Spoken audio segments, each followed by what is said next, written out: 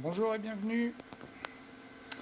Donc on va faire une mesure de la combustion d'une chaudière, donc de 1989 au gaz. Donc je vais tout vous expliquer. Voilà. Alors pour allumer la machine, c'est là. C'est une machine qui fonctionne sur pile, donc il faut toujours penser à la brancher.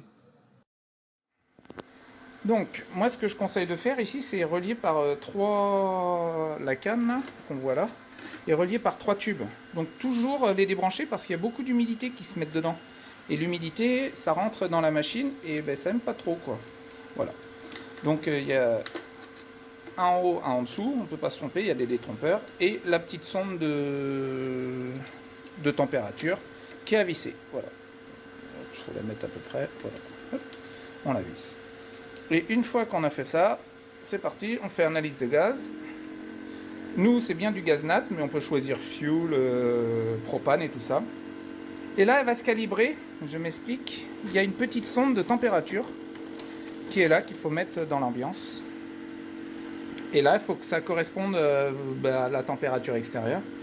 Là, il faudra vérifier qu'on est bien à 20% d'O2 quand elle est au vide. Voilà, quand elle n'est pas en utilisation. Et voilà, les valeurs, il faut que ça soit 0. Là, 20,9% d'O2, c'est ce qu'il aspire. Et température de gaz, c'est la température de la sonde. C'est parti, on va derrière la chaudière.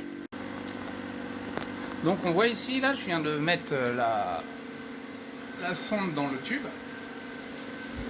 On voit ici que le CO augmente. Donc, par défaut, on va le désactiver. Comme ça permettra de ne pas flinguer la cellule CO, qui est très fragile.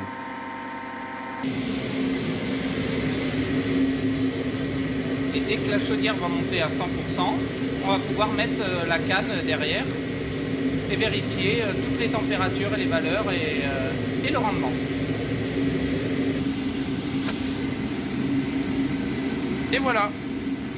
Donc sur une chaudière de ce style, en théorie, on devrait être à 4,5 ici à peu près.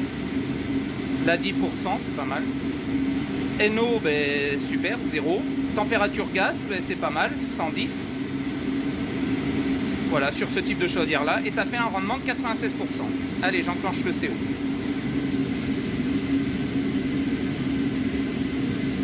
Donc, plus c'est proche de 0, le CO, mieux c'est. Alors il y en a toujours un petit peu en principe. Là, ça n'a pas l'air, bon, on va voir.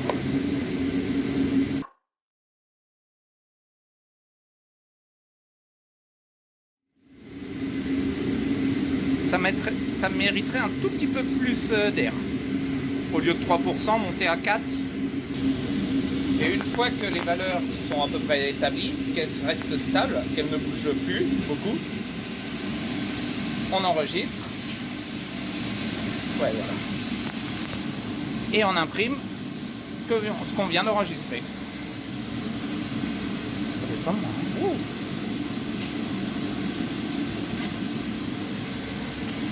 Donc on voit ici que les valeurs de CO augmentent. Donc par défaut, j'enlève la cellule de CO.